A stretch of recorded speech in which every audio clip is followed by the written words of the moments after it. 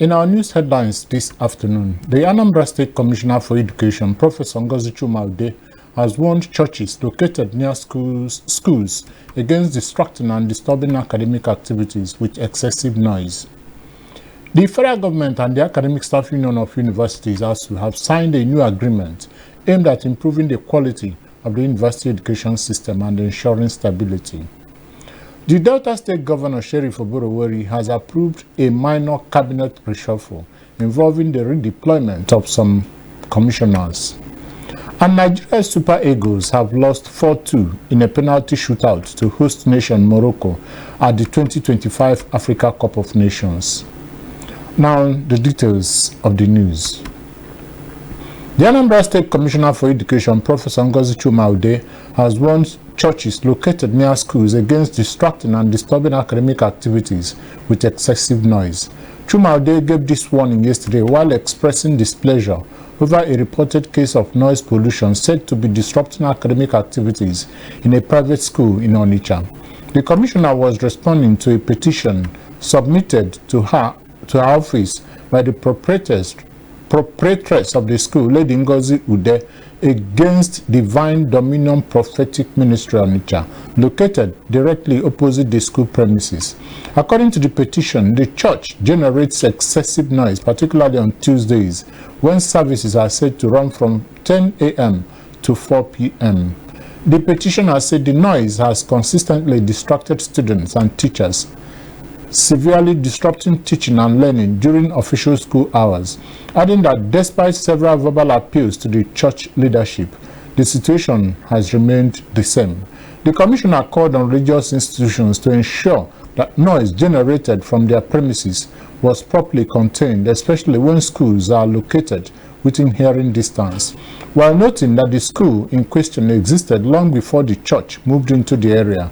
Chuma-Ude urged the church to explore peaceful ways of coexisting with the school, describing peaceful existence as the true value of Christianity. She directed the church to reschedule their weekday activities to commence from 4 p.m. after school hours, warning that failure to comply with the directive would compel the ministry to involve the Ministry of Environment with all attendant legal consequences. Dangote Petroleum Refinery PLC says it has reached a daily offtake of 50 million liters of premium motor spirit, PMS. The newly appointed managing director of the refinery, David Bird, said this at a press briefing in Lagos yesterday following uninterrupted supplies by the facility during the Christmas and New Year celebrations. Bird said the refinery has been able to achieve 1,000 trucks daily and 50 million liters a day, adding that the stable and lower fuel prices are contributing to economic stability, including support for the naira. He described the development as a significant achievement. The Trade Union Congress, or TUC, has backed the industrial action embarked upon by the Joint Health Sector Unions, or JOHESU. JOHESU, an affiliate of TUC, directed its members to continue their ongoing industrial action that started on November 15, 2025, despite the federal government's directive enforcing the no work, no pay policy. The TUC criticized the federal government for allegedly trying to intimidate the protesting health workers without considering the economic realities.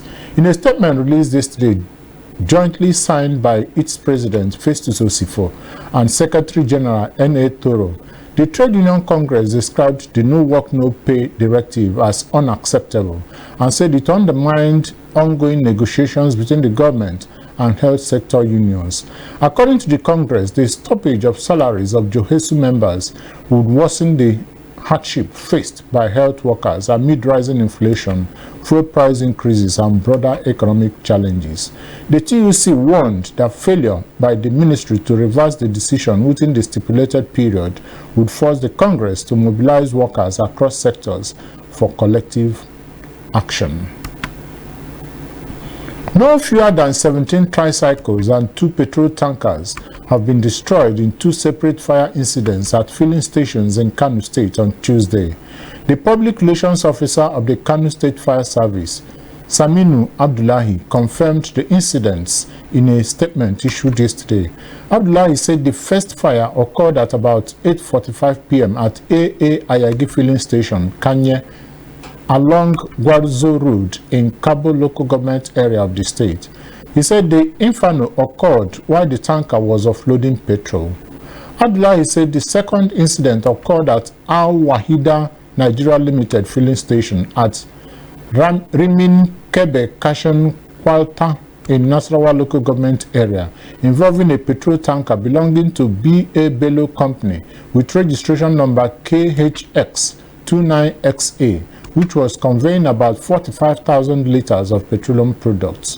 He said the fire, which started during the offloading of the products, destroyed the tanker truck head and part of the tanker body, while 17 tricycles were completely burnt. Reacting to the incidents, the director of the Kano State Fire Service, Sani Anas, urged members of the public, particularly filling station operators and fuel tanker drivers, to strictly adhere to safety regulations during fuel offloading and the handling of flammable materials. The federal government and the Academic Staff Union of Universities ASU have signed a new agreement aimed at improving the quality of the university education system and ensuring stability. The new agreement replaces the 2009 pact that triggered several industrial actions over unresolved issues.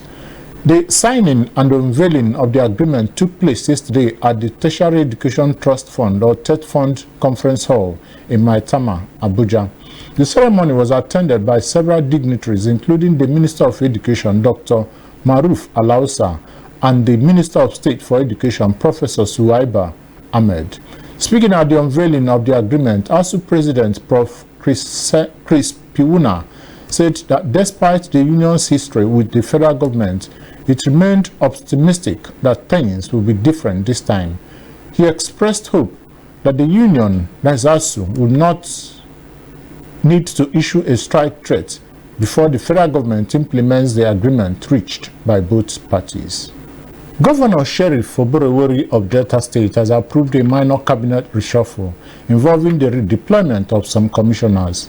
A statement issued by the Secretary to the State Government, Dr. Kingsley Emu, announced that Mr. Michael Anoka has been redeployed from the Ministry of Physical Planning and Urban Renewal to the Ministry of Energy.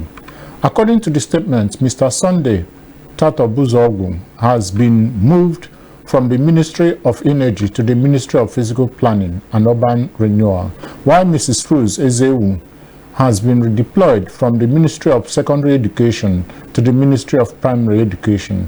Also redeployed is Dr. Kingsley Ashibogu, who has moved from the Ministry of Primary Education to the Ministry of Secondary Education. The statement added that the redeployments take immediate effect.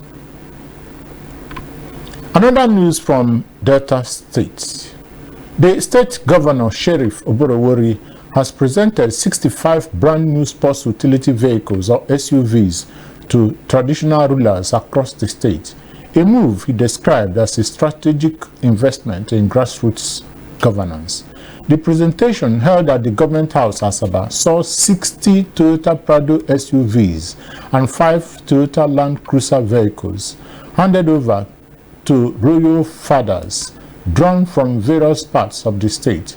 Governor Oborowori said that the vehicles were intended as tools of service to enhance the capacity of traditional rulers as custodians of peace and stability at the community level. The governor credited traditional institutions with easing government in Delta State, particularly in community mobilization, dispute resolution, peace building, and collaboration with security agencies. According to him, many royal fathers operate in difficult terrains and are frequently on the road responding to government directives and mediating local conflicts, often without material compensation.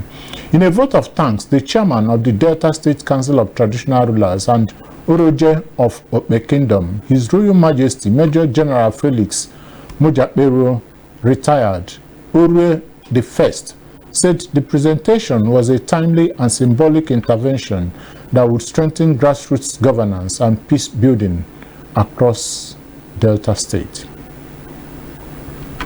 Governor Doe Diri of Bayelsa State has announced the burial date of the late Deputy Governor Senator Lawrence Irujapo as January 30th, 2026. Diri disclosed this yesterday during the State Executive Council meeting at the Government House, Yenagoa, outlining a 4-day funeral program in honor of the departed Deputy Governor. He said the burial activities will commence on January 27 with some sporting activities, as the late Deputy Governor was the one supervising the Ministry of Sports. On January 28, there will be a day of tributes, while on January 29, special valedictory sessions will take place first at the State High Court and later inside the Executive Council chamber of the Government House. On the 4th day, which is January 30th, there will be a requiem mass at St. Paul's Catholic Church, Ofoni community, and thereafter interment. Now, this sports news. Nigeria's Super Eagles have lost 4-2 in a penalty shootout to host nation Morocco at the 2025 Africa Cup of Nations AFCON after a tense 0-0 draw at the Prince Moulay Abdellah Stadium in Rabat. The semi-final was an evenly contested affair over 120 minutes, with Morocco dominating much of the attacking play, registering 16 shots against Nigeria's 2. Nigeria's hopes were dashed when Samuel Chukwueze and Bruno Onyemaechi failed to convert, giving Morocco a 4-2 shootout victory. Morocco will now face Senegal in Sunday's final, aiming to claim only their second AFCON title following their last triumph in 1976. Nigeria will contest third place on Saturday with Egypt, who lost 1-0 to Senegal earlier yesterday. US President Donald Trump says he has been told the killing in Iran has stopped, even though he has not ruled out military action against the country over its violent crackdown on anti-government protesters. According to human rights groups, more than 2,400 people have been killed in the recent crackdown by the Iranian authorities in response to nationwide protests. Trump had earlier threatened very strong action against Iran if the government executed protesters after reports emerged that a 26-year-old man who had been arrested during the height of the demonstrations had been sentenced to death. Speaking from the White House, Trump said his administration had been told on good authority that the killing in Iran is stopping and there is no plan for executions. Iranian authorities have also warned the US president to not repeat the mistake of bombing Iran, adding that such an action would have severe consequences. To end the Sapientia TV news at 1 p.m., a recap of the major headlines. The Anambra State Commissioner for Education, Professor Ngozi Chumaude, has warned churches located near schools against distracting and disturbing academic activities with excessive noise. The federal government and the Academic Staff Union of Universities ASUU have signed a new agreement aimed at improving the quality of the university education system and ensuring stability.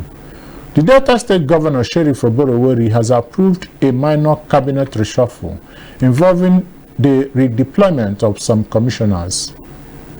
And finally, in sports, Nigeria's Super Eagles have lost 4-2 in a penalty shootout to host nation Morocco at the 2025 Africa Cup of Nations. That was the Sapientia TV news at 1 p.m. On behalf of the editorial and technical crew, I am Joe Igbo. Good afternoon and thanks for choosing TV Sapientia.